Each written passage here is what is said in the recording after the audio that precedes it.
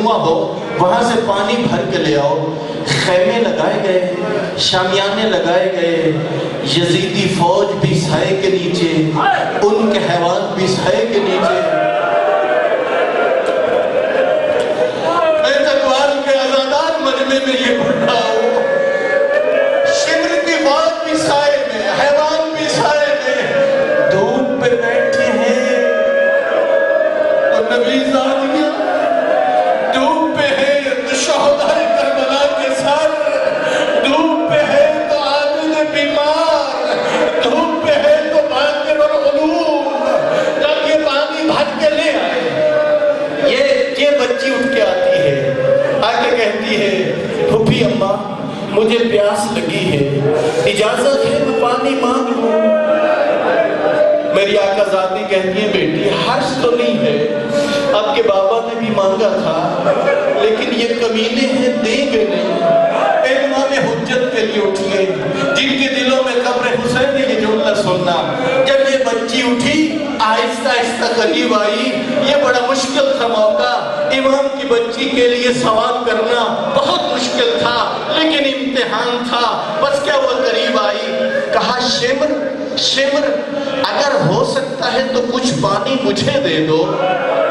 شمر کا کوئی جواب نہیں آیا، اب بچی نے جملہ بدلا، سننا جو عزادار ہو سننا یہ جملہ، بچی کہتی ہے شمر میں یہ تو نہیں کہتی کہ پہلے مجھے پلا، تو اپنی فوج کو پلا لے، تو اپنے لشکر والوں کو پلا لے، تو حیوانوں کو پلا لے، اگر بچ جائے تو دینا۔ کوئی جواب نہیں آیا، شمر چلا گیا، قریب چھوٹا سا درخت تھا، بچی آہستہ اس درخت کے نیچے آ کے بیٹھ گئی۔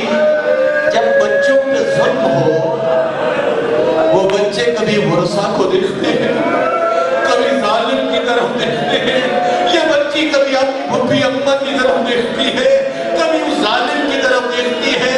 فوج پانی پی چکی، حیوان پانی پی چکے، آخری جملہ کر رہا ہوں، واپس ہٹا شمر، پانی مشرق میں موجود تھا، یہ بچی اٹھی سفروں کی تھکی ہوئی، بابا کے موت کی تھکی ہوئی، بھائیوں کی موت کی تھکی ہوئی، تماچے کھانے والی بچی آہستہ آہستہ اٹھی، قریب آئی، شمر پانی بچ گیا ہے اب تو کچھ دے دو۔ شمر نے مشق کا منہ کھولا، بچی کو اطمینان ہوا شاید پانی مل جائے، لیکن کیا ہوا، شمر نے مشق کا رخ زمین کی طرف،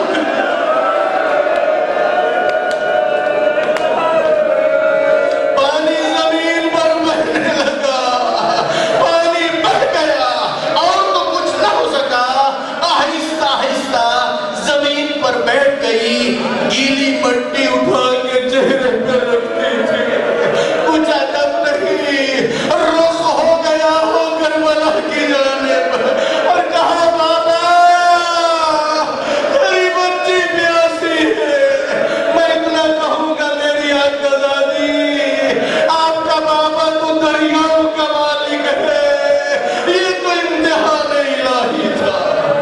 اللہ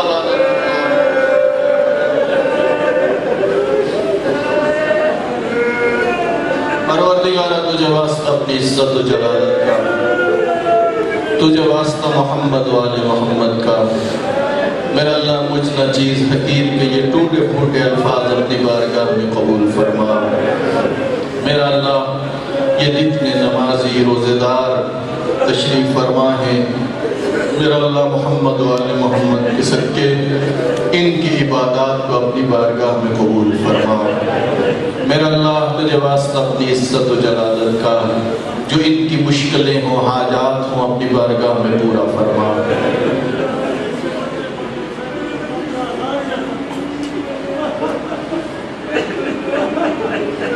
اللہ آپ کا برسہ قبول کرے، اللہ آپ کا برسہ قبول کرے۔ خدایا تجھے واسطہ اپنی عزت و جلالت کا میرا مالک ہمیں دشمنوں کے شر سے محفوظ فرما، مخالفین و حاسدین کے شر سے محفوظ فرما۔ پروردگارہ جو مومنین ہاتھ اٹھائے ہوئے ہیں تو انہیں بھی جانتا ہے، ان کی دلوں کی حاجتوں کو بھی جانتا ہے۔ محمد و آل محمد کے صدقے ان کی حاجات کو پورا فرما۔ پروردگار تجھے واسطہ اپنی عزت و جلالت کا میرا مالک محمد و آل محمد کے صدقے جو حج و زیارات کا خواہش مند ہے انہیں یہ سعادت نصیب فرما۔ میرا اللہ محمد و آل محمد کے صدقے شیطانی قوتوں کو ذلیل و رسوا فرما، جو تیری راہ میں نکلے ہوئے ہیں ان کی تو مدد فرما۔ پروردگارہ جہاں بھی محبان اہل بیت ہیں ان کی حفاظت فرما۔ میرا اللہ ہم سب کو اہل بیت علیہ السلام کی معرفت نصیب فرما۔ پروردگارہ اس امام بارگاہ کے اس مسجد کے وہ خدمت گزار جو دنیا سے جا چکے ہیں ان کی مغفرت فرما۔ میرا اللہ ان کے درجات بلند فرما۔ شہداء ملت جعفریہ اور شہداء امام بارگاہ ان کے میرا اللہ درجات بلند فرما۔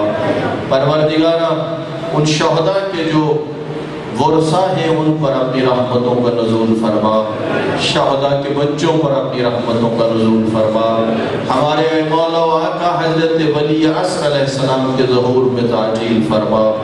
پروردگارہ محمد و آل محمد کے صدقے یہ شب ہے قدر آ رہی ہیں، خدایا ان شبوں میں ہمیں زیادہ سے زیادہ اپنی آخرت کے لیے زاد راہ اکٹھا کرنے کی توفیق عطا فرما۔